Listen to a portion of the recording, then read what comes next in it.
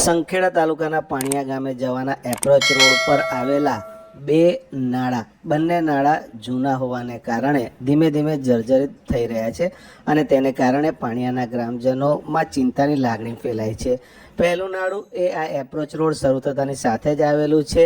આ નાળાની આસપાસ જે પથ્થર પિચિંગ થયેલું છે તે પથ્થરો પણ ઉખડી રહ્યા છે અને તેને કારણે ગ્રામજનોમાં ખૂબ જ ચિંતા ફેલાયેલી છે.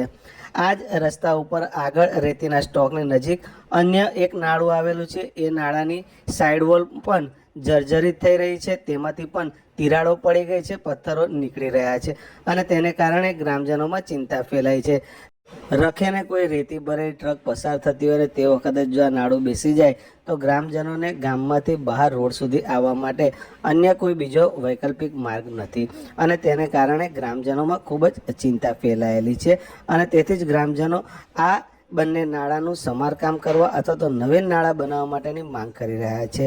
જોકે તંત્ર તેમની માંગ ક્યારે સંતોષશે તે જોવું રહ્યું. જોકે આ અંગે સ્થાનિક આગેવાનોએ એકત્ર થઈ અને જણાવ્યું હતું કે અમારા ગામમાં આવવાનો એક જ રસ્તો છે, આવવા જવાનો, અને એમાં બે નાળા છે.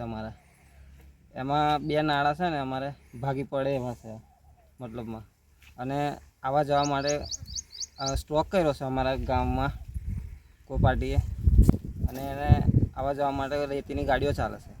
એટલા માટે એને બંધ કરાવવા અમે સરપંચ સાહેબને રજૂઆત કરી છે. સરપંચ સાહેબે આગળ કાર્યવાહી એમની કરી છે. શું નામ તમારું? અમારું અશ્વિન તડવી ગણપતભાઈ.